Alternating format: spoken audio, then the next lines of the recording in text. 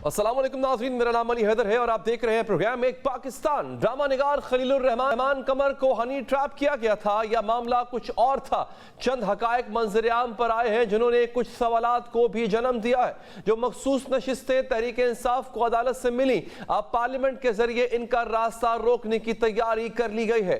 ये मौज़ूआत हमारे प्रोग्राम का हिस्सा है, लेकिन सबसे पहले जिक्र बानी तहरीक इंसाफ की एक दरख्वास्त का जो उन्होंने फौज से की है। अडियाला जेल में कैद बानी पीटीआई 3-4 रोज से आर्मी चीफ से किसी न किसी अंदाज में जनरल आसिम मुनीर से मुखातिब हैं। पहले न्यूट्रल रहने का पैगाम भिजवाया, फिर न्यूट्रल के तौहीन आमेज बयानिए पर बड़ा यू टर्न लिया और कहा कि न्यूट्रल का मतलब जानवर नहीं गैर सियासी होता है। इससे पहले कभी ताकत के मंबा से बात करने की तमन्ना की तो कभी जनरल आसिम मुनीर को कुछ ना कहने की यकीन दहानियां सामने आई।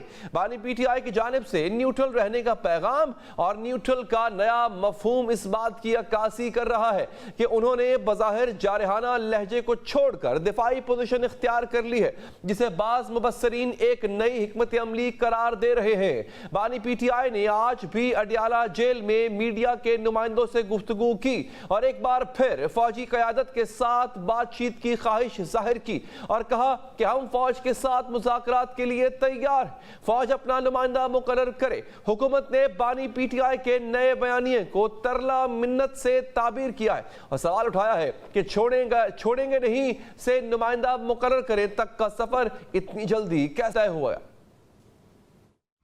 वो एक न्यूट्रल होने का सिलसिला शुरू हुआ था, वो शायद बानी चेयरमैन पीटीआई को काबिल कबूल नहीं, और उन्होंने जब न्यूट्रलिटी वाला ऐलान हुआ तो उन्होंने कहा कि न्यूट्रल तो जानवर होता है और न्यूट्रल तो कोई चीज़ नहीं होती, या आप हक के साथ हैं या बातिल के साथ हैं। मगर आज यकदम मुज़ाकरात की पेशकश करना और कहना कि फ़ौज नुमाइंदा मुकर्रर करे, तो मैं समझता हूँ कि ये जो तरला मिन्नत का सिलसिला शुरू हुआ है और ये बहुत जल्दी सफ़र तय किया, मैं छोड़ूंगा नहीं से लेके मुझसे प्लीज़ बात करो।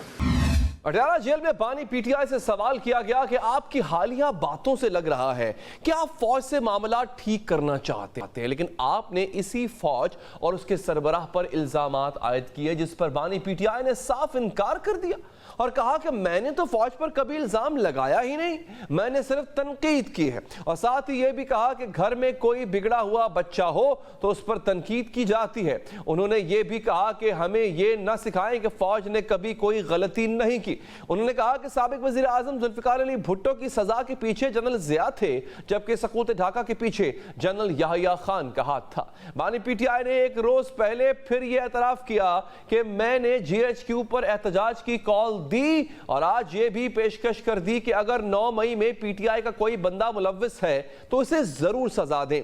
उधर ऐन उस वक्त जब बानी पीटीआई मुज़ाकरात की पेशकश कर रहे थे, रावलपिंडी पुलिस ने उनकी अहलिया बुशरा बीबी को GHQ हमला समेत 9 मई के 11 मुकदमात में मुल्जिम नामजद कर दिया और किसी भी वक्त इन मुकदमात में बुशरा बीबी की गिरफ्तारी का इम्कान है। एक सहाफ़ी ने बानी पीटीआई से पूछा कि आप फौज पर इल्जामात लगाते हैं और इन्हीं से मुज़ाकरात भी चाहते, सियासी जमातों से मुज़ाकरात क्यों नहीं करते? इस सवाल पर साबिक वज़ीर आज़म फिर इस्टेब्लिशमेंट पर भड़क उठे और इस्तफसार किया कि बैरून मुल्क से सरमायाकारी की तरगीब देने के लिए बनाई गई इदारा SIFC क्या है? मोहसिन नकवी कौन है? उन्होंने इल्ज़ाम लगाया कि मुल्क में गैर एलानिया मार्शल लॉ नाफिज है। उन्होंने कहा कि मोहसिन नकवी उन्हीं का तो नुमाइंदा है, वो आज जिस मकाम पर है वो उन्हीं यानी एस्टैब्लिशमेंट के जरिए पहुंचा। एक सहाफी ने सवाल किया कि आप कहते हैं कि मोहसिन नकवी उनका नुमाइंदा है, अगर उधर से मोहसिन नकवी को मुज़ाकरात का अख्तियार दिया जाए तो क्या आप मुज़ाकरात करेंगे? इसके जवाब में साबिक वज़ीर आज़म ने कहा कि मोहसिन नकवी से कभी बात नहीं करूंगा, क्योंकि जब वो वज़ीर आला थे तो उन्होंने IG पंजाब से मिलकर हमारे लोगों पर जुल्म किया। उन्होंने मोहसिन नकवी को PTI के कारकुन जिल्ले शाह की मौत का जिम्मेदार भी करार दिया। एस्टैब्लिशमेंट पर गरज बरस कर बानी पीटीआई असल सवाल की तरफ आए और हसबे मामूल जवाब दिया कि मौजूदा हुकूमत से हम क्या मुज़ाकरात करें। पीपीआई पार्टी और नून लीग दोनों फॉर्म 47 वाले हैं और मौजूदा हुकूमत का एक ही मकसद है कि पीटीआई और फौज को लड़वा कर हमारी जमात खत्म करवाएं। ये दोनों जमातें समंदर में डूब रही हैं और जूते के सहारे लटक रही हैं, जिस पर 9 मई का टैग लगा है। قومی اسمبلی میں اپوزیشن لیڈر عمر ایوب نے بھی حکومت سے مذاکرات کے حوالے سے بانی پی ٹی آئی کا بیانیہ دہرایا اور طنز کیا کہ حکومت کے پلے ہے کیا جو اس سے مذاکرات کرے۔ ان کی لڑائیاں ہو رہی ہیں، فارم 47 کی حکومت ہے، ان کے پلے ہے کیا؟ ہم لوگ تو بار کہتے رہے کہ یہ ڈیل جو ہیں یہ مسلم لیگ نون نے ملک کو اس جنگل میں پھنسایا ہے، اور جو کیئر ٹیکر کے لوگ ہیں ابھی جو رونا رو رہے ہیں، تو اس وقت ان کو فرصت نہیں تھی پاکستان تحریک انصاف کے ورکرز اور ہمساروں کے پیچھے ویگو ڈالے لگانے کے اور پولیس کیسز لگانے کے، ساتھ وہ پیٹیز اور پیسٹریاں کھا رہے تھے۔ بانی پی ٹی آئی نے وزیر اعلیٰ پنجاب مریم نواز کو بھی ایک بار پھر تنقید کا نشانہ بنایا، انہیں فیشسٹ قرار دیا اور الزام لگایا کہ مریم نواز نے آئی جی پنجاب کو اسی لیے رکھا ہوا ہے کہ وہ پی ٹی آئی کے کارکنوں پر ظلم کرنے والے۔ سابق وزیر اعظم نے چیف جسٹس اسلام آباد ہائی کورٹ عامر فاروق کو بھی ہدف تنقید بنایا اور کہا کہ میں نے ان کے خلاف ریفرنس دائر کیا کیونکہ وہ مجھے تیریان کیس میں پھنسانا چاہتے تھے، مجھے جوڈیشل کمپلیکس سے اغوا کیا گیا، اور تو عامر فاروق نے اسے درست قرار دیا۔ بانی پی ٹی آئی نے کہا کہ چیف جسٹس عامر فاروق میرے اور میری اہلیہ کے سارے کیسز سنتے ہیں جس پر ہم نے ان پر اعتراض اٹھایا۔ بانی پی ٹی آئی کے نئے بیانیے میں بھی کئی ایک ابہام ہیں اور ان ابہام سے یہ بات بھی اشکار ہوتی ہے کہ پی ٹی آئی سے کسی کو کوئی بیک ڈور ڈپلومیسی نہیں چل رہی اور اسٹیبلشمنٹ سے کسی خفیہ بات چیت کی باتیں محض باتیں ہی ہیں۔ بانی پی ٹی آئی نے نیوٹرل کا جو نیا معنی گھڑا ہے اس کی روشنی میں بھی دیکھا جائے تو سوال پیدا ہوتا ہے کہ اگر نیوٹرل کا مطلب غیر سیاسی ہے تو پھر غیر سیاسی لوگوں سے مذاکرات کیوں اور کیسے؟ اس سے بھی اہم نکتہ یہ ہے کہ کیا فوج کسی جماعت سے براہ راست مذاکرات کر سکتی ہے اور نمائندہ مقرر کر سکتی ہے؟ سوال ہے کہ کیا بانی پی ٹی آئی واقعی دفاعی پوزیشن میں آ گئے اور کیا اسٹیبلشمنٹ کے لیے ان کے نئے پیغامات ان کی بے بسی کو ظاہر کر رہے ہیں؟ بات کریں گے اس پر۔ ہمارے ساتھ موجود ہیں پاکستان تحریک انصاف کے رہنما سینیٹر ہمایوں محمد صاحب، تھوڑی دیر میں ہمیں جوائن کریں گے منیف فاروق صاحب اور فروا وحید صاحبہ بھی۔ سینیٹر ہمایوں صاحب، سر یہ بتائیے گا کہ اتنی بڑی تبدیلی، آخر گھٹنے ٹیک دیے آپ نے، ہار مان لی، آپ کے ہر بیانیے کی نفی کر رہا ہے یہ مطالبہ جو آپ آج کر رہے ہیں؟ بسم اللہ الرحمن ایاکا نعبد و ایاکا نستعین۔ دیکھیے، اگر آپ صحیح معنوں میں دیکھیں جائے ایک آئیڈیل ورلڈ میں اس پہ کوئی شک نہیں ہے کہ اسٹیبلشمنٹ کے ساتھ بات نہیں کرنی چاہیے۔ اسٹیبلشمنٹ کا رول پالیٹکس میں ہونا بھی نہیں چاہیے، یہ بھی ایک ریالٹی ہے۔ اکارڈنگ ٹو دا کانسٹیٹیوشن بھی ان کا کوئی نہیں ہونا چاہیے۔ اب آ جاتے ہیں ہم ریئل پالیٹک کی طرف۔ ریئل پالیٹک میں یہ ہے کہ پاکستان کی جو رول ہے اسٹیبلشمنٹ کا، ان کا ہے، ان کے بیچ میں مطلب they do get involved in it, either they get sucked into it اور یا پھر ان کو بیچ میں لایا جاتا ہے۔ one way or another way they are always there and they have been there since the beginning۔ 1954 کے اس ڈیسیجن کے بعد، اس سے پہلے بھی تھے لیکن اس ڈیسیجن کے بعد جو جسٹس منیر نے کیا وہ تو بہت ہو گیا۔ اب سوال یہ ہوتا ہے کہ کیا ان کے ساتھ بات کرنی چاہیے، نہیں کرنی چاہیے۔ دیکھیں، اس طرح ہے، اگر میں اس پرسپیکٹو میں دیکھوں کہ پاکستان کے جو سب سے بڑے دو پلیئر اگر میں یہ کروں کہ وہ کون ہے، تو ایک عوام ہے اور ایک اسٹیبلشمنٹ ہے۔ اب عوام، سب سے بڑی عوام ہے، اس کے جو سب سے اس وقت ایز آف ٹوڈے کی میں بات کر رہا ہوں، ٹھیک ہے، اس کی جو سب سے بڑی ریپرزنٹیشن ہے جو اس وقت کے پی میں تو 90% اور باقی جگہوں پہ تقریباً 60 to 70% عوام کو ریپرزینٹ کر رہی ہے اور پورے پاکستان میں کر رہی ہے، وہ پاکستان تحریک انصاف ہے، جو کہ in spite of all the hard ships اور انسپائٹ آف کہ ان کی پارٹی کو ڈسمینٹل کیا، ان کے سمبل کو ڈسمینٹل کیا، سب کچھ کیا، لیکن دے اسٹل وہ سب سے زیادہ ووٹ لے کر ہے۔ اور ابھی جو ان کے جو ہمارے جو بہت سارے ایسے جو ہماری سیٹیں جو ہمیں نہیں ملی ہوئی وہ کر لے تو ہم تو آلریڈی 2/3 میجورٹی کے لحاظ سے۔ تو اب سوال یہ ہوتا ہے کہ ہم کس سے بات کریں۔ میں ایگری کرتا ہوں، ان پرسن میں ایگری کرتا ہوں کہ ہمیں باقی پولیٹیکل پارٹی سے بھی ڈائلاگ کرنا چاہیے۔ اس میں ہم جے یو آئی کے ساتھ بھی کر رہے ہیں اور باقی کے ساتھ بھی کر رہے ہیں۔ 3 جماعتوں کے ساتھ ہم اس لیے نہیں کر رہے کہ وہ لوگ اس چوری میں ایکچولی وہ ڈائریکٹلی بینیفیشریز ہیں اور ان کو چاہیے تھا کہ اگر وہ نہ کرتے تو بہتر تھا، لیکن ٹھیک ہے۔ اب ہم آ جاتے ہیں کہ ہم کیا کرتے ہیں۔ دیکھیں، ان دا لارجر ابھی ہم دو ہمارے پاس سچویشن ہو سکتی ہے، یا ہم یہ کر سکتے ہیں کہ ہم اسی طریقے سے اسی جو سچویشن ہے جو کہ اسٹیل میٹ کی طرف جا رہا ہے ہم اسی میں رہے اور اس کے اینڈنگ کیا، سڑکوں پہ لوگ اٹھیں گے اور زیادہ خراب ہو گئے، پاکستان کی اور زیادہ لاسز ہو گئی، یا دوسرے لفظوں میں یہ ہے کہ ہم اپنے آپ کو ایک قدم پیچھے لے جائیں، ٹھیک ہے, اور ہم کہے کہ ٹھیک ہے یار ہم ایسا کرتے ہیں کہ ہم ڈسکشن کرتے ہیں, ہم بات کرتے ہیں in the larger interest of Pakistan. کرتے کس کے ساتھ ہے؟ جو ایک بہت بڑا پاور جو سینٹر ہے جن کی وجہ سے یہ سارے لوگ بیٹھے ہیں. ایگزیکٹلی یہی بات سر, یہ آپ نے اچھا سم اپ کیا اس کو سینیٹر صاحب. اب سن لے جی بات کمپلیٹ نہ. لیکن ہمیں پتہ ہے کہ ڈائریکٹ بات کرنا جو ہے اس سے بہتر یہ ہے کہ ہم ان کو کہتے ہیں کہ یار آپ اپنا کوئی ایسا نمائندہ ہو جس کا تعلق آپ کے انسٹیٹیوشن کے ساتھ نہ ہو, وہ لیٹس سے وہ کوئی نارمل پبلک ہو یا وہ کوئی پولیٹیکل لوگ ہوں جو کہ چند ان میں سے ہٹ کے باقی لوگ ہوں جو کہ ہر ایک کو ایکسیپٹیبل ہو. ہم ان کے ساتھ مل کے بات کر سکتے ہیں. In the larger interest of the country I think this is the best solution.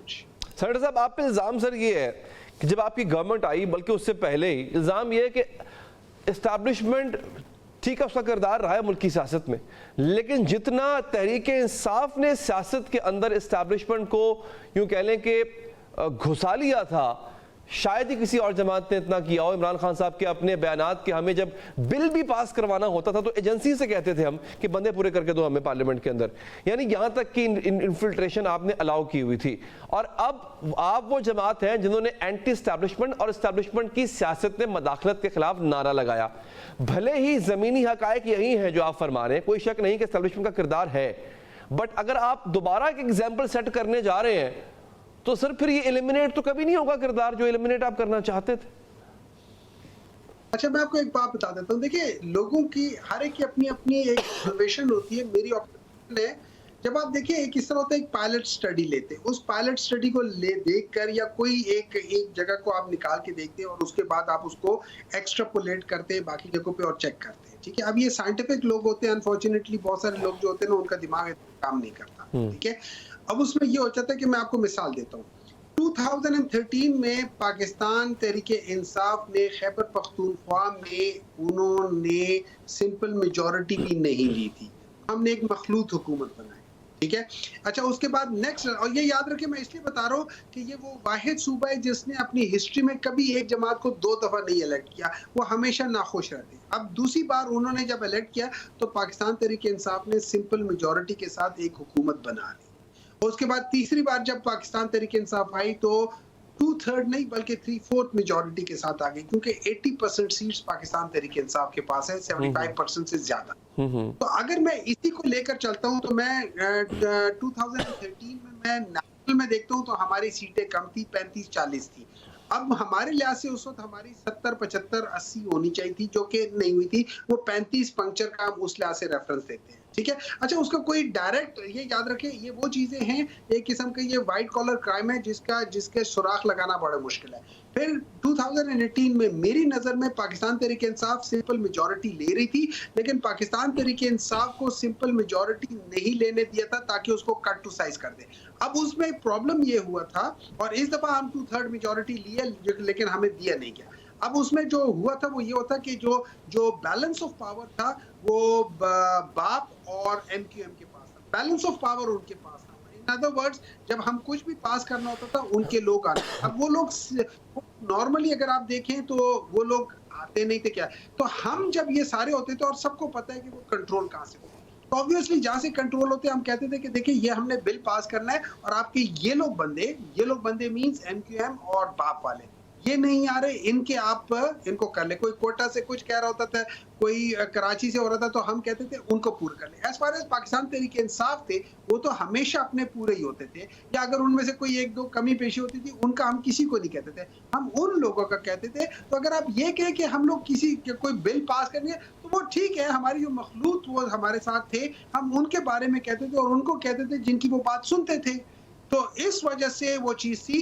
کیا وہ صحیح تھی؟ پرابلی وہ صحیح نہیں تھی. میری نظر میں یہ تھا کہ شاید اگر خان صاحب وہ حکومت نہ بناتے 2018 میں تو ہو سکتا ہے وہ ایک بہتر بات ہوتی, اچھا ہوتا ہے. لیکن دیکھیں یہ ساری چیزیں ریٹروسپیکٹیولی آپ اس کو جج کر سکتے ہیں, لیکن اس کو اگر ہم اس لحاظ سے دیکھا جائے تو ایک اور بات بھی یاد رکھیں, اگر آپ نے چیز کو بدلنا ہے تو آپ نے हुकूमत में आके बाय फोर्स बदल सकते हैं, आप पैसिव चीजों के साथ चीजों को बदल नहीं सकते, तो you have to come in power in order to change things. सो उसके लिए मे बी इमरान खान ने वहां पे थोड़ा सा चांस दिया और उनके साथ कर लिया। ये तो है अब आपका मौक़िफ़ सर, लेकिन हमारे पास कुछ सहाफ़ी ऐसे हैं जो इस्लामाबाद की खबरें रखते हैं और बड़ी ही गहरी खबरें रखते हैं। हमारे साथ मौजूद होंगे senior anchor person Munif Farooq साहब, फरवा वही साहिबा भी इस वक्फे के बाद। ब्रेक के बाद हाजिर हैं, हमारे साथ मौजूद हैं इस वक्त मोहतरमा फरवा वही साहिबा और जनाब मुनीफ फारूक साहब, मैं दोनों का ताई शुक्रगुजार हूं। अच्छा, ये जो मुनीफ फारूक साहब, आगाज में आपसे करूंगा, ये जो एक तब्दीली आई है तहरीक इंसाफ के स्टांस में, बानी तहरीक इंसाफ के स्टांस में कि जी आप नुमाइंदा मुकर्रर करें फौज से, उससे बात करूंगा, इतना बड़ा जो शिफ्ट है, फौज को न्यूट्रल कहा, न्यूट्रल को जानवर कहा, मीर सादिक मीर जाफर कहा, फिर कहा न्यूट्रल नहीं रहना चाहिए, अब कहते हैं आप न्यूट्रल हो जाएं। मतलब चाह क्या रहे हैं खान साहब और इस तब्दीली को किस तरह देख रहे हैं आप? जी अली अदर, आपकी बात दुरुस्त है। देखिए, इशू यही है कि ये लड़ाई असल में तो इमरान खान साहब और एस्टेब्लिशमेंट की है। अब जिस जगह पर ये लड़ाई पहुंच चुकी है, इसमें बगैर तस्फिये के या बगैर मसला हल किए तो ये मामला सुधरेगा नहीं। अब एस्टेब्लिशमेंट की जानिब से एक ही मौक़िफ़ था जो बहुत अरसे पहले दे दिया। इनफैक्ट इस साल मई में एक प्रेस कॉन्फ्रेंस की गई DGISPR की जानिब से, जिसमें उन्होंने कहा जी कि सिद्क़े दिल से माफी मांगे। अब वो सिद्क़े दिल से माफी मांगने वाला जो काम था वो तहरीक इंसाफ की जानिब से नहीं किया गया, क्योंकि तहरीक इंसाफ को खतरा है कि अगर हम माफी मांगे तो अनविटिंगली भी एक्सेप्ट कर लेंगे कि हमने जुर्म किया और हमने गलत किया 9 मई के वाकयात के हवाले से, जबकि इमरान खान साहब उसे फॉल्स फ्लैग ऑपरेशन गर्दानते हैं। अब अगर पूरी तहरीक इंसाफ, खास तौर पर जनाब इमरान खान, उसे फॉल्स फ्लैग ऑपरेशन समझते हैं और ये समझते हैं कि ये फौज ने खुद करवाया है, और अब भी वो ये कहते हैं कि उसकी CCTV फुटेज इसीलिए घुमाई गई या जो कुछ भी किया गया कि छुपाया जाए हकीकत को, तो फिर तो तस्फिया होने से रहा। उनका ये स्टांस है कि हमने 9 मई किया ही नहीं, वेयर एस्टेब्लिशमेंट ये समझती है कि आपके अलावा 9 मई किसी और ने नहीं किया, आप ही की वजह से हुआ और आप ही के फैलाए गए इंतशार और नफरत की वजह से लोगों ने इस जुर्म का इर्तिकाब किया। अब ये पोजीशंस इतनी हार्डन्ड हैं कि इन पे कमेंट ही किया जा सकता है, we can give a commentary on this, but obviously दुरुस्त करने के लिए ना मैं कुछ कर सकता हूँ ना आप, लेकिन शायद इस बात का एहसास अब तहरीक इंसाफ को है कि मामला मजीद खराब होने जा रहा है। और जिस बात का मुझे बहसियत एक सहाफी खदशा भी है और बहसियत एक पाकिस्तानी डर भी है, वो ये कि शायद आने वाले दिनों के अंदर मामला इस हद तक चले जाएं कि इमरान खान साहब का भी मामला शायद मिलिट्री कोर्ट्स की तरफ चला जाए, जो कि बहुत तबाहकुन होगा। वो इसलिए कि खुदा न खास्ता अगर ऐसा हुआ तो आज की दौर में तो ये होता है कि हमें पता लगता है, आपके बहुत से हमारे कोलीग्स जाते हैं, रिपोर्टिंग करते हैं, पता लगता है कि अदालत के अंदर क्या हो रहा है मामलात का, लेकिन खुदा न खास्ता अगर ये मामला मिलिट्री कोर्ट की जानिब गया तो नो वन नोज कि वहां पर क्या होगा, क्वालिटी ऑफ एविडेंस क्या होगा, प्रोसीडिंग कितनी ट्रांसपेरेंट होंगी और क्या नतीजा निकलेगा। अच्छा, इसी पॉइंट पे फरवा साहब जो भी मुनीफ साहब ने उठाया है, मुझे हैरानी तब हो रही थी जब एक ऐसा केस जो कि इनके लिए जान का अजाब बन सकता है, वहां पे आबैल मुझे मार के मिस्ताक पे अमल करते हुए खान साहब 2 दफा रिपोर्ट किया गया कि सहाफियों ने जेल में जब मुलाकात की खान साहब से 2 दफा तस्लीम कर चुके हैं कि GHQ के बाहर उन्होंने एहतजाज की कॉल दी थी, मगर पुरअमन रहने की दी थी। तो यहां तक का एडमिशन कहा गया कि ये भी इनको मिलिट्री कोर्ट तक ले जाएगा। आपको लगता है कि जो खान साहब अफाम तफहीम की बात कर रहे हैं, निगोसिएशन की बात कर रहे हैं, उसको सीरियस लिया जाएगा अब, या फिर ट्रायल होगा, हर किसी का होगा? देखिए, इट्स अ 50-50 रेशो। बड़ी देर कर दी मेहरमा आते आते भी है और देर आए दुरुस्त आए भी है, क्योंकि खान साहब ने जो ये अभी स्टांस अपनाया है, अगर खान साहब ये बहुत पहले अपना लेते तो मेरा ख्याल से 9 मई जैसा वाकया भी रूनुमा ना होता और मामला बहुत सेटल डाउन हो जाते एज पर डिजाइन, लेकिन वो हुआ नहीं। तो अब चूंकि 9 मई एक्सेप्ट करना बहुत बड़ी बात है। 9 मई को आप भुला नहीं सकते क्योंकि इट्स अ ब्लैक डे, ये आपकी हिस्ट्री में रहेगा, और अगर आपने माफ कर दिया कल्प्रिट्स को तो फिर कल को कोई भी उठ के हंगामा राय करेगा और फिर ऐसे ही कुछ देर बाद वो माफी मांग लेगा। तो ये एक जिसे कहते हैं ना कि पैरामीटर सेट करना नहीं चाह रही है एस्टैब्लिशमेंट। और बात तो देखिए, खान साहब ने तो दावत पहले भी दी थी, अली भाई आपको याद होगा, शुरू में भी कहा था कि मुझसे तो कोई बात ही नहीं करता, تو بات یہ ہے کہ جنہوں نے بات کرنی ہے وہ بات کرنے کے موڈ میں ہیں. یہ کوشچن ہے کیا وہ بات کرنا چاہتے ہیں اور وہ کن شرائط پر بات کریں گے. لیٹس سپوز ہم ایزیوم کر لیتے ہیں کہ اسٹیبلشمنٹ جو انسٹیٹیوٹ ہے وہ اپنا ایک ریپرزینٹیٹیو جو ہے وہ خان صاحب کے پاس بھیجتے ہیں, ملاقات ہوتی ہے, بات چیت ہوتی ہے, تو اس میں کیا بات چیت ہو سکتی ہے؟ کیا وہ خان صاحب کو آیا وہ قائل کر لیں گے کہ جی آپ میڈیا پر آئے اور آپ سر عام معافی مانگیں, آپ قوم سے معافی مانگیں کہ آپ کے اکسانے کی وجہ سے یوتھ نے یہ کام کیا اور آپ اس کے رسپانسبل ہیں, پھر ہم دیکھیں گے. اور پھر ایسے بہت سارے کیسز میں ہوتا بھی رہا ہے ہماری قوم میں, ہمارے سامنے ہماری ہسٹری میں بہت سارے دہشت گردوں کو قومی دھارے میں شامل کر کے معافی عام بھی دی گئی ہے. تو اس میں کوئی بڑی بات نہیں ہے کہ یہ ہو سکتا ہے, کیونکہ -1 تو کیا نہیں جا سکتا. ابھی تک تو وہ جیل میں جا کر بھی -1 نہیں ہوئے. دی ادر پوائنٹ از کیا خان صاحب بحیثیت خود یہ ایکسیپٹ کریں گے کہ ان کی ایگو لیٹ گو ہو, یا وہ تھوڑے سے لیٹ ڈاؤن ہو جائیں قوم کی نظر میں, یا ان کا جو سٹانس ہے مجھے وہ کیا کہتے ہیں کہ ایبسولوٹلی ناٹ والا بیانیہ, اور پھر بہت سارے بیانیے اور امریکی سازش وغیرہ وغیرہ. تو یہ سارے بیانیے کے فیلئر کے بعد کیا خان صاحب یہ جو اینٹی اسٹیبلشمنٹ بیانیہ ہے اس سے بھی پیچھے ہٹیں گے؟ تو اگر وہ پیچھے ہٹیں گے تو ان کو بہت نقصان ہوگا, کیونکہ آج اگر آپ دیکھیں تو ماں سوائے عمران خان کی پارٹی کے اور کسی جماعت کے پاس کوئی بیانیہ نہیں ہے بیچنے کے لیے. لیکن فروہ صاحب آج اگر خان صاحب یہ کہہ رہے ہیں کہ آؤ بات کریں, تو اس کا مطلب ہے اینٹی اسٹیبلشمنٹ بیانیے سے تو پیچھے ہٹ گئے نا. اگر آپ پہلے کہتے تھے میں بات کیوں کروں, میں نے آپ کے شو میں پہلے بھی یہ بات کہی تھی. دیکھیں, معاف کر دینا اور واپس لے آنا ایک الگ چیپٹر ہوتا ہے ہماری پالیٹکس میں. اقتدار دینا ایک ٹوٹلی ڈفرنٹ چیز ہے. نواز شریف صاحب کے کیس میں چیزیں ریورس ہو گئی, تبدیل ہو گئی, وہ ملک میں واپس بھی آئے, ریڈ کارپٹ استقبال ملک سے جانا معافی تھی, ان کا واپس آنا قبولیت تھی, ہو گئی, مگر اقتدار نہیں ملا. یہاں پر اقتدار نہیں دیا گیا, دینے کو دیا جا سکتا تھا مگر نہیں ہو سکا. عمران خان صاحب کے کیس میں بھی اگر قبول ہو جاتے ہیں تو مجھے سٹل ڈاؤٹ ہے کہ اقتدار بہت دور کی بات ہے. مجھے نہیں لگتا کہ اس پہ کوئی بات ہو سکتی. اچھا, اب یہاں پہ منیف فاروق صاحب جو باتیں فروا صاحبہ نے کی اس پہ بھی رائے دیجیے گا اپنی. دوسرا یہ کہ اتنے سال 2 سال تک تو تقریباً اینٹی اسٹیبلشمنٹ بیانیہ بنایا, کیا کچھ نہیں کہا, نیوٹرل کہا, اور کہا کہ نیوٹرل آپ کو نہیں رہنا چاہیے, نیوٹرل نہ رہنے کی افادیت پر زور دیتے رہے. اب کہتے ہیں آپ نیوٹرل ہو جاؤ. تحریک انصاف کی جو بیانیہ شفٹ کرتی ہے اپنا, سر ان کا ووٹر متنفر نہیں ہوتا کیا؟ ان کے ووٹر پہ, ان کے سپورٹر پہ فرق نہیں پڑتا کہ یہ کس طرح سوئچ کر جاتے ہیں اپنا بیانیہ آل ٹوگیدر؟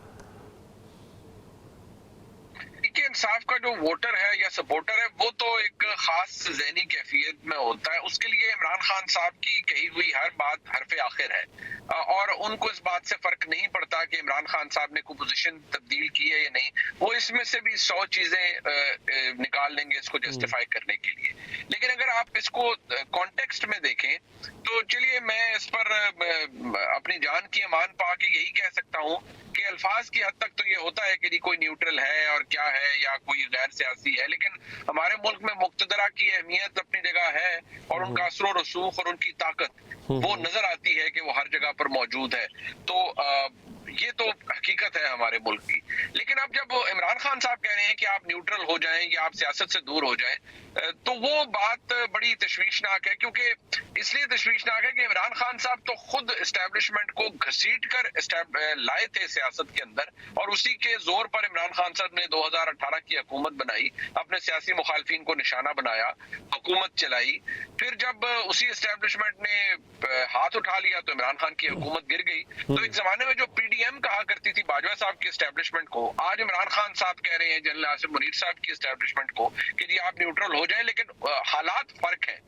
اس وقت جو لڑائی پی ایم ایل این کی اور یا اسٹیبلشمنٹ کی ہوئی تھی اس میں بہت جلدی موڑ پڑ گیا تھا. آپ کو یاد ہو میاں نواز شریف صاحب 2019 میں ہی ملک سے باہر چلے گئے تھے, جس وقت اس میں ان کی اس وقت کی اسٹیبلشمنٹ کا ایک کردار, بڑا واضح کردار موجود تھا, اور اسٹیبلشمنٹ کو احساس بھی تھا کہ اوور ڈو ہو گیا ہے اور میاں نواز شریف کی حکومت گرا کر شاید غلطی کی گئی ہے. جبکہ آج حالت یہ ہے کہ اس وقت کی اسٹیبلشمنٹ اور عمران خان صاحب میں بہت بڑے بڑے فاصلے ہیں.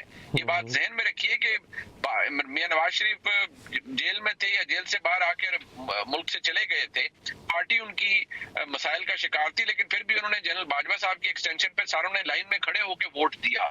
تو اتنی حالات یا ایکویشن موجود تھی. جبکہ آج صورتحال یہ ہے کہ نہ کسی کو اس وقت آج کی تاریخ میں ایکسٹینشن کی ضرورت ہے, نہ تحریک انصاف انصاف کی سپورٹ کی ضرورت ہے, اچھا. جبکہ تحریک انصاف کو ہر moment with every passing moment establishment کی مدد کی ضرورت ہے, اس دست شفقت کی ضرورت ہے, لیکن ظاہری بات ہے وہ فی الحال تو ملنے سے رہا. لیکن سر اگین سوال یہاں پہ منیف صاحب یہ ہے کہ جب بھی نیگوسیشن ہوتی ہے نا سر, وہ ہوتی ہے پوزیشن آف اسٹرینتھ پہ آ کے. تحریک انصاف اگر آج مذاکرات کرنا چاہتی ہے تو کیا وہ پوزیشن آف اسٹرینتھ پہ ہے؟ کیا مقتدر حلقے بانی تحریک انصاف سے مذاکرات کریں گے؟ یہ بھلے لاکھ دعوت دیتے ہیں, ایک وقت تھا وہ دعوت دیتے تھے یا حکومت دعوت دیتی تھی, اب یہ لاکھ بار گڑ گڑا کے کہتے رہیں, کیا وہ تیار ہیں ان سے بات کرنے کے لیے؟ میں نہیں سمجھتا کہ فی الحال کوئی بات کرنے پر عمران خان صاحب سے آمادہ ہوگا. وہ اس لیے کہ عمران خان صاحب اور اسٹیبلشمنٹ کے درمیان ایک بہت بڑا ٹرسٹ ڈیفیسٹ ہے, ایک وائڈ کریٹ ہو گیا ہے over the period of time. وہ کب تک ختم ہوگا, وہ جو ایک فاصلہ ہے, وہ گیپ کیسے برج ہوگا, وہ صرف وقت بتا سکتا ہے. کم از کم دیکھیے بحیثیت صحافی میں یا ہم رپورٹ کر سکتے ہیں, حالات بتا سکتے ہیں, جو فیکٹس ہیں ان کے اوپر تجزیہ یا تبصرہ کر سکتے ہیں. غیب کا علم نہ میرے پاس ہے اور نہ آپ کے پاس ہے, تو مجھے نہیں لگتا کہ یہ سلسلہ اتنی آسان مشکل ہے اتنی دیر تک ان کیسز کے ساتھ خان صاحب کو قید میں رکھنا. بہت بہت شکریہ منیف فاروق صاحب, آپ نے پروگرام کے لیے وقت نکالا. فروا صاحب آپ کا بھی بہت بہت شکریہ. ایک مختصر سا وقفہ لیں گے ناظرین, وقفے کے بعد سلسلے کو آگے بڑھائیں گے. بریک کے بعد حاضر ناظرین, آج قومی اسمبلی کا اہم اجلاس ہوا جس کا 43 نکاتی ایجنڈا جاری کیا گیا. قومی اسمبلی اجلاس میں الیکشن ایکٹ میں ترمیم کا بل پرائیویٹ ممبر بل کے طور پر پیش کیا گیا. بل نون لیگی رکن اسمبلی بلال اظہر کیانی نے پیش کیا. اس موقع پر اپوزیشن نے بل کی مخالفت کی اور نو کے نعرے لگائے, لیکن اسپیکر قومی اسمبلی نے بل متعلقہ قائمہ کمیٹی کو بھجوا دیا. حکومت کی جانب سے الیکشن ترمیمی ایکٹ 2024 میں 2 ترامیم متعارف کرائی جا رہی ہیں. پہلی ترمیم الیکشن ایکٹ 2017 کے سیکشن 66 اور دوسری ترمیم الیکشن ایکٹ 2017 کے سیکشن 104 میں متعارف کروائی گئی. پہلی ترمیم میں کہا گیا ہے کہ اپنی کسی سیاسی جماعت سے وابستگی کا اقرار نامہ تبدیل نہیں کیا جا سکتا. دوسری ترمیم میں کہا گیا ہے کہ جس پارٹی نے مخصوص نشستوں کی فہرست الیکشن کمیشن کو نہ دی ہو اسے مخصوص نشستیں نہیں دی جا سکتی. ترمیمی ایکٹ 2024 کے مطابق یہ دونوں ترامیم 2017 سے نافذ العمل ہوں گی, جس کے منظور ہونے کی صورت میں 12 جولائی کا سپریم کورٹ کا اکثریتی فیصلہ شدید متاثر ہو سکتا ہے. رکن اسمبلی زیب جعفر نے الیکشن ایکٹ کا دوسرا ترمیمی بل 2024 قومی اسمبلی میں پیش کرنا تھا, مگر اجلاس میں وہ شریک نہیں تھے, جس کی وجہ سے ترمیمی بل پیش نہ کیا گیا. اس کے علاوہ ایجنڈے میں توہین عدالت سے متعلق قانون کی منسوخی اور آرٹیکل 184 میں ترمیم سے متعلق آئینی ترمیمی بل بھی شامل تھا. یہ بل JUI کے نور عالم خان نے پیش کرنا تھا, مگر وہ بھی اجلاس میں شریک نہیں تھے, جس کی وجہ سے بل پارلیمان میں پیش نہیں کیا جا سکا. قومی اسمبلی کا اجلاس جمعے تک ملتوی کر دیا گیا. الیکشن ایکٹ میں ترمیم کو سپریم کورٹ کے جانب سے تحریک انصاف کو مخصوص نشستیں دینے کے فیصلے کے بعد حکومتی جوابی اقدامات کے طور پر دیکھا جا رہا ہے. بات کریں گے اس حوالے سے, ہمارے ساتھ سینئر قانون دان جناب شاہ خاور صاحب. سر بہت شکریہ آپ کے قیمتی وقت کا. ایک تو یہ سوال میرا یہ کہ یہ ترمیم پاس اگر ہو جاتی ہے تو سپریم کورٹ کے فیصلہ جو 12 جولائی کا ہے, کیا وہ نل اینڈ وائڈ ٹھہرے گا؟ کیا وہ اس کا اثر ختم ہو جائے گا؟ ایک. اور دوسرا یہ بتائیں کہ اب ماضی میں ایسی کوئی مثال ملتی ہے کہ سپریم کورٹ نے فیصلہ دیا, پارلیمنٹ نے قانون سازی کر کے اس فیصلے کی حیثیت کو ختم کر دیا؟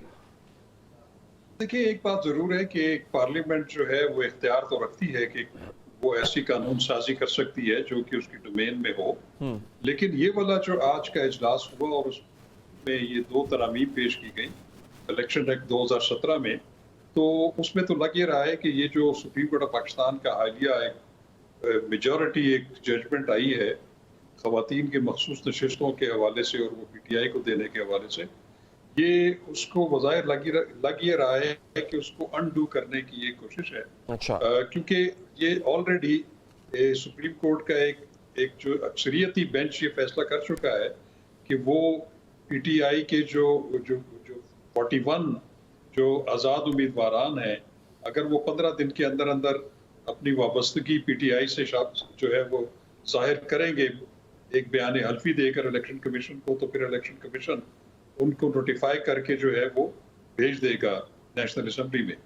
اس میں بھی آپ نے دیکھا ہے کہ इलेक्शन कमीशन ऑफ पाकिस्तान ने वो काफ़ी 41 में से मेरा ख्याल है कोई 37 या 38 लोगों के जो है बयान अलफी आ चुके हैं, लेकिन उन्होंने भी सुप्रीम कोर्ट ऑफ पाकिस्तान से रुजू कर लिया है कि वो उसकी जो है उनसे वजाहत या उसकी तशरीह तलब कर ली है। अब चूंकि वो जो 8 रुकनी अक्सरियती फैसला है, उसमें एक बात ये भी है कि किसी भी फरीक को अगर सुप्रीम कोर्ट से किसी चीज़ के बारे में रहनुमाई चाहिए हो तो वो फिर चैम्बर्स में जज साहिबान से ऐसी रहनुमाई हासिल कर सकते हैं। ठीक है। तो उस फैसले के हिस्से की आड़ में अब इलेक्शन कमीशन ने वो बॉल जो है वो सुप्रीम कोर्ट ऑफ पाकिस्तान के कोर्ट में फेंक दी है, और प्रैक्टिकली वो जो मियाद है 15 दिन के बाद 7 दिन की जिसमें इम्प्लीमेंट होगा, वो तो प्रैक्टिकली पॉसिबल नहीं है।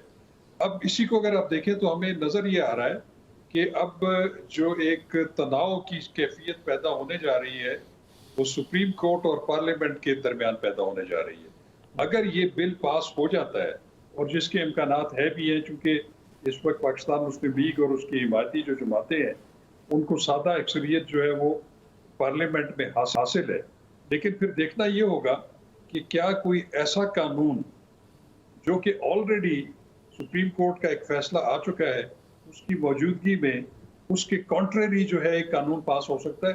तो फिर उसमें गालिब इम्कान ये है कि ये अगर एक्ट ऑफ पार्लियामेंट बन भी जाती है ये तरामीम, तो फिर ये सुपीरियर कोर्ट्स में जो है ये चैलेंज हो सकती है, क्योंकि आर्टिकल 8 जो है आईन पाकिस्तान का वो ये कहता है कि कोई भी कानून या कानून की कोई शिक जो कि आईन पाकिस्तान में दिए गए शहरियों के जो बुनियादी हकूक हैं उससे अगर मुतसादम होगी तो आला अदलिया उसको जो है मनसूख कर सकती है। उस यानी इसको भी मनसूख किए जाने का इम्कान है, या यूं कह लें कि ये उस कैटेगरी में फॉल करेगी कि इसको मनसूख किया जा सकता है?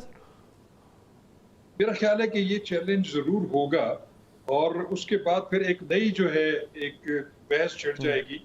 फिर वो पार्लियामेंट ये कहेगी कि हम सुप्रीम है, सुप्रीम कोर्ट ऑफ पाकिस्तान वो ये आईन पाकिस्तान के तहत वो क्लेम ये करेगी कि उनकी जजमेंट जो है वो बाइंडिंग है तमाम जो है इदारों पर और जुडिशल अथॉरिटीज के ऊपर। लेकिन इसमें एक बड़ी दिलचस्प सूरत हाल जो मुझे नजर आ रही है वो अगर ऐसी सूरत हाल पैदा होती है कि अगर सुप्रीम कोर्ट के फैसले को पर अमल दरामद नहीं होता और इसको पार्लियामेंट रेजिस्ट करती है और स्पीकर उस पर कोई रूलिंग दे देते हैं, तो फिर ये एक सवाल पैदा हो जाएगा कि क्या स्पीकर की रूलिंग जो है और सुप्रीम कोर्ट का फैसला जो है उसमें से किसको जो है फोकियत हासिल है, और ये फैसला कौन करेगा, ये भी एक अपने आप में सवाल है सर। और एक क्या माजी में सर कोई ऐसी मिसाल मिलती है कि जहां पे हमने देखा हो कि सुप्रीम कोर्ट के फैसले को अच्छा नहीं है, ऐसी मिसाल नहीं मिलती? हाल हमें नहीं मिलती है एक्सप्रेसली, क्योंकि इस तरह की सूरत हाल नहीं पैदा हुई कभी भी। नहीं, क्या ऐसा हुआ सर कि पार्लियामेंट के किसी बनाए हुए कानून को सुप्रीम कोर्ट ने ये कह के मना कर दिया हो कि जनाब ये आइन के असास के खिलाफ है, बेसिक्स के खिलाफ है? ऐसा तो आई गेस कई बार हो चुका है। इसमें तो बहुत सारी ऐसी चीजें मौजूद हैं, जैसे कि अभी वो जो नैब में तरामीम जो थी वो जो पार्लियामेंट ने की थी उसको जो है एक सुप्रीम कोर्ट के बेंच ने जो है उनको कलादम करार दे दिया था, जिसकी अभी भी अपील एक इंट्रा कोर्ट अपील पड़ी हुई है। इसी तरह बहुत सारे कंटेम्प्ट ऑफ कोर्ट के जो लॉज हैं उसको सुप्रीम कोर्ट स्ट्राइक डाउन कर चुकी है। बहुत सारे कवानीन, खुद नैब ऑर्डिनेंस जो है जब ये 1999 में आया था तो उसमें असफंद यार वली केस में 2000 में उसमें भी कुछ जो है वो प्रोविजंस को सुप्रीम कोर्ट ने अल्ट्रा वायरिस ऑफ द कॉन्स्टिट्यूशन करार दे दिया था। तो ये मेरा ख्याल है कि एक तवील जो है एक मरहला शुरू होने वाला मुझे नजर आ रहा है, जो कि पार्लियामेंट और जुडिशरी के दरमियान होगा, जो मेरे ख्याल में बहुत खतरनाक है। और ऐसी सूरत हाल अगर पैदा हुई तो एक मुल्क में जो है वो एनॉर्की जो है उसमें मजीद इजाफा हो। खुदा न खास्ता ऐसा हो। बहुत बहुत शुक्रिया जनाब शाह खावर साहब कि आप हमारे प्रोग्राम में तशरीफ लाए। आगे बढ़ेंगे नाज़रीन, पाकिस्तान में लोगों की ज़ेबा ऑडियोज और वीडियोस आने का एक सिलसिला चल निकला है। इन्हीं ऑडियोज और वीडियोस की बुनियाद पर लोगों की जिंदगियां अजीरन की जाती हैं, इज्जतें उछाली जाती हैं, कोई तो सदमे का शिकार होकर खुदकुशी कर लेता है, कोई फर्द आपको नापसंद है या किसी की राय से आपको इख्तलाफ है या फिर वो आपका सियासी मुखालिफ है, लेकिन इसकी आपको हरगिज इजाजत नहीं कि آپ اس کی خفیہ ویڈیوز بنائیں پھر اسے پھیلائیں اور ان کی بنیاد پر تنقید کریں۔ پاکستان سمیت دنیا میں بے شمار ایسے واقعات سامنے آتے ہیں جن میں ویڈیوز اور آڈیوز کی وجہ سے لڑکیاں لڑکوں کے ہاتھوں بلیک میل ہوتی ہیں اور خودکشی کر لیتی ہیں۔ یہی کچھ خلیل الرحمان قمر کے ساتھ دہرایا جا رہا ہے۔ ہمیں ان کی رائے اور موقف اور طرز عمل سے اختلاف ہوگا، لیکن کسی کو بھی حق نہیں دیا جا سکتا کہ ان کی ویڈیوز بنائے اور انہیں لیک کرے۔ ڈرامہ نگار خلیل الرحمان قمر کے اغوا اور لوٹ مار کیس میں ایک اور موڑ آ گیا۔ چند حقائق سامنے آئے ہیں جن سے کئی سوالات بھی پیدا ہوتے۔ جس ملزمہ پر خلیل الرحمان قمر نے الزام لگایا تھا کہ اس نے جھانسا دے کر انہیں بلایا اور پھر ان کے ساتھ لوٹ مار کرائی، اب ایک ویڈیو میں وہ اسی ملزمہ کے ساتھ نامناسب حالت میں مبینہ طور پر نظر آ رہے ہیں، اور پھر ایک ویڈیو میں خلیل الرحمان قمر کی جانب سے بھی بھجوائی گئی ہمیں، یعنی قمر صاحب نے ہمیں بھجوائی۔ اس میں دیکھا جا سکتا ہے کہ ملزمہ اپنے ساتھی کے ساتھ مل کر پہلے کیمرہ لگوا رہی ہے اور کیمرے کا زاویہ لگ بھگ وہی ہے جس سے خلیل الرحمان قمر صاحب کی مبینہ نازیبا ویڈیو بنائی گئی، اور ملزمہ یہ بھی یقین بنا رہی ہے کہ کیمرہ خفیہ رہے، نظر نہ آ سکے۔ ناظرین، ابتدائی طور پر یہ خلیل الرحمان قمر کا دعویٰ تھا کہ انہیں ڈرامہ بنانے کا جھانسا دے کر بلایا گیا اور پھر لوٹا گیا۔ ایف آئی آر میں انہوں نے درج کرایا تھا کہ 15 جولائی کو رات 12 بجے انہیں ایک نامعلوم نمبر سے کال آئی۔ فون کرنے والی خاتون نے اپنا نام آمنہ عروج بتایا اور کہا کہ وہ ان کی مداح ہیں اور ان کے ساتھ ڈرامہ بنانا چاہتی ہیں۔ خلیل الرحمان قمر کے مطابق وہ صبح 4:30 بجے خاتون کے بتائے ہوئے پتے پر پہنچے، وہاں ان پر تشدد کیا گیا اور ان سے موبائل فون، گھڑی اور نقدی چھینی گئی۔ اگری نہیں کیا، مجھے پچھلے 15 دنوں سے یہ کنونس کرنے کی کوشش کی جا رہی تھی، and eventually I decided to go at 4:40۔ تو میں وہاں پہنچتا ہوں اور اندر داخل ہوتا ہوں، اب بھی میں I didn't sit down جب وہ لوگ پہنچ گئے ہیں، and they took over me by guns۔ اس کے بعد پولیس نے واقعے میں ملوث 4 ملزموں کو گرفتار کر لیا تھا۔ اس کیس کی سماعت آج لاہور کی انسداد دہشت گردی عدالت میں ہوئی، جب خلیل الرحمان قمر کے وکیل نے عدالت سے کہا کہ ان کے موکل درویش آدمی ہیں، تو جج نے ریمارکس دیے، درویش آدمی تو صبح 4 بجے تہجد پڑھ رہا ہوتا ہے۔ پولیس اس واقعے کو ہنی ٹریپ قرار دیتی ہے، جبکہ عدالت نے اپنا موقف دیتے ہوئے آج ملزمہ کا بھی یہی کہنا ہے کہ اسے اس معاملے میں پھنسایا گیا ہے اور اسے بلیک میل کیا جا رہا ہے۔ ناظرین، اس کیس کا مرکزی ملزم حسن شاہ بھی آج گرفتار کیا گیا۔ جب وہ مفرور تھا تو اس نے نامعلوم مقام سے ہم سے رابطہ کیا۔ حسن شاہ نے دعویٰ کیا تھا کہ آمنہ عروج نے خلیل الرحمان قمر کو نہیں بلایا تھا، بلکہ خلیل الرحمان قمر آمنہ کے پیچھے پڑے ہوئے تھے، ان سے محبت کے دعوے کرتے تھے۔ اگر آپ نکالیں نا وہ اس کے موبائل کا CDR، تو چیک تو یہ ہوگا کہ وہ اس لڑکی کو وہ لڑکی اس کو فون کر رہی ہے کہ یہ لڑکی کو کر رہا ہے۔ حسن شاہ نے یہ دعویٰ بھی کیا تھا کہ اس کے پاس خلیل الرحمان قمر کی ویڈیوز موجود ہیں جن میں خلیل الرحمان قمر ملزمہ آمنہ عروج کے قریب ہونا چاہ رہے ہیں اور آمنہ عروج انہیں ٹال رہی ہیں۔ حسن شاہ کے مطابق اس کا موبائل فون اور ڈیٹا تو پولیس لے گئی ہے، لیکن مذکورہ ویڈیو ایک میموری کارڈ میں موجود ہے جو سامنے لائی جائے گی۔ 1.5 گھنٹے کی 2 ویڈیو ہیں جس میں یہ اس سے فزیکل ہونا چاہتا ہے اور لڑکی دونوں دفعہ بہانے بنا کے اس کو ٹالتی ہے۔ اس کو ہم نے کہا بھی تھا کہ یہ تیری ویڈیو، اور ہم میڈیا پہ دینے والے تھے، محرم کی وجہ سے میں نے کہا 10 محرم کے بعد دیں گے۔ اور پھر آج ہی حسن شاہ گرفتار کیا گیا اور آج ہی وہ ویڈیو بھی منظر عام پر آ گئی۔ حسن شاہ کا کہنا تھا کہ جب خلیل الرحمان قمر آمنہ عروج کے گھر آئے تو انہی کے مطالبے پر انہیں شراب بھی پلائی گئی۔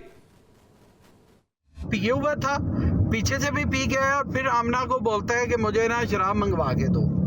وہ بیچاری کے پاس اب اتنے تو پیسے نہیں تھے، اس نے ممنون کو اور مجھے بولا، تو ممنون نے وہ 50,000 کی بوتل اس کے لیے منگوائی۔ یہ ادھر بیٹھ کے شرابیں پی کے، تو وہ ہنی ٹریپ ہے۔ اس تمام منظرنامے سے یہ تو ضرور واضح ہوتا ہے کہ آج سامنے آنے والی خلیل الرحمان قمر کی مبینہ نازیبا ویڈیو باقاعدہ ایک منصوبہ بندی کے تحت بنائی گئی۔